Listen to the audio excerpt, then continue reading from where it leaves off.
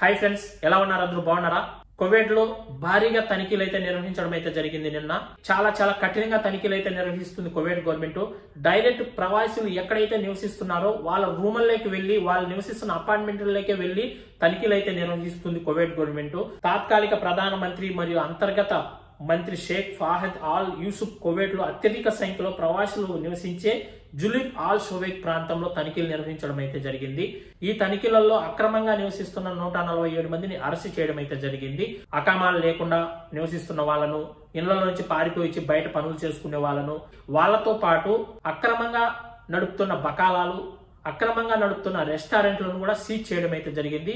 Licence లేకుండా నడుపుతున్నారనే ఉద్దేశంతో వాటిని అన్నిటిని కూడా సీజ్ చేయడం అయితే జరిగింది. వాటిల్లో పనిచేసే వాళ్ళను కూడా చాలా మందిని అరెస్ట్ చేయడం అయితే జరిగింది. ఆ రూములు కూడా చూడండి ఏ విధంగా ఉన్నాయో.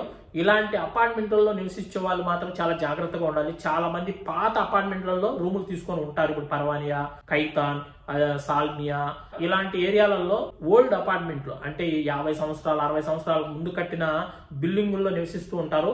అలాంటి బిల్డింగుల్లో నివసించే వాళ్ళు మాత్రం చాలా జాగ్రత్తగా ఉండాలి. ఏ క్షణమైనా సరే ఇల్లు ఖచ్చితంగా వచ్చి చెక్ చేయడం అయితే జరుగుతుంది. అలాంటప్పుడు మీ అకామాలు చూశారంటే ఖచ్చితంగా మీరు చిక్కిపోతారు. ఎందుకంటే మనం పని చేసుకునేది ఖాదీ మకామా పైన. ఖాదీ మకామా పైన మనం బయట పని చేసుకోవడం అనేది కువైట్ రూల్స్ ప్రకారం ఇల్లీగల్.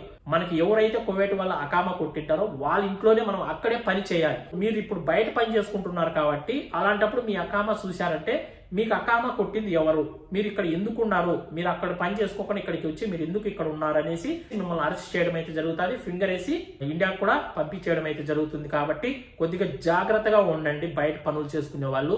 అందులో ఇప్పుడు వేసవికాలం స్టార్ట్ అయింది కాబట్టి ఎక్కువగా ఓల్డ్ బిల్డింగుల పైన అంటే పాత బిల్డింగులు, పాత అపార్ట్మెంట్ల పైనే దృష్టి పెట్టడం అయితే జరిగింది కువైట్ గవర్నమెంట్. కొద్దిగా జాగ్రత్తగా పని చేసుకోండి బయట ఉన్న వాళ్ళందరూ కూడా. ఇంకా తర్వాత సాల్మియాలో జరిగిన తనిఖీలలో పలువురు అరెస్ట్ చేయడం అయితే జరిగింది. భారీ ఎత్తున ట్రాఫిక్ ఉల్లంఘనలు కూడా జారీ చేయడం అయితే జరిగింది. వాంటెడ్ లిస్ట్ లో ఉన్న 17 మందిని అరెస్ట్ చేయడం అయితే జరిగింది. 2841 వివిధ ట్రాఫిక్ ఉల్లంఘనలు కూడా నమోదు చేయడం అయితే జరిగింది. ఈ విధంగా చాలా ప్లేసుల్లో అయితే తనిఖీలు అయితే నిర్వహిస్తుంది కువైట్ గవర్నమెంట్. కొద్దిగా జాగ్రత్తగా పనిచేసుకోవాలి బయట ఉన్న వాళ్ళందరూ కూడా. మీరు బయట వెళ్తున్నప్పుడు కూడా ఖచ్చితంగా మీ సివిల్ ఐడి కార్డు మీ జేబులో పెట్టుకొని వెళ్ళండి. మీ సివిల్ ఐడి కార్డు మర్చిపోయి మాత్రం ఎటువంటి పరిస్థితుల్లో బయటకు వెళ్ళొద్దండి. ఎక్కువగా ప్రవాసీలు ఏ ప్రాంతాలు అయితే నివసిస్తున్నారో ఆ ప్రాంతాలపైన ఎక్కువ దృష్టి పెట్టడం అయితే జరిగింది కువైట్ గవర్నమెంట్. ఇప్పుడు సాల్మియా కావచ్చు, పర్వానియా, కైతాన్, అదేవిధంగా అవల్లి, జులిబ్ ఆల్ షోవేక్, జహరా, ఈ విధంగా ఎక్కడైతే ప్రవాసీలు ఎక్కువగా నివసిస్తున్నారో అలాంటి ప్రాంతాలపైన కువైట్ గవర్నమెంట్ దృష్టి పెట్టడం అయితే జరిగింది. డైరెక్ట్ రూముల్లోకి వచ్చి చెక్ చేస్తారు. ముందు మాదిరి కాదు, మనం ఉన్న రూముల్లోకి డైరెక్ట్ వచ్చి డోర్ కొట్టి మరీ చెక్ చేయడం అయితే జరుగుతుంది. మన సివిల్ ఐడి కార్డులు కూడా కొద్దిగా జాగ్రత్తగా అయితే ఉండండి. ఈ వీడియోని అయితే అందరూ లైక్ చేసి ఈ వీడియోని 10 మందికి షేర్ చేయండి. మరొక మంచి వీడియోతో మళ్ళీ కలుస్తున్నాం. అందరికి బై ఫ్రెండ్స్, జై హింద్.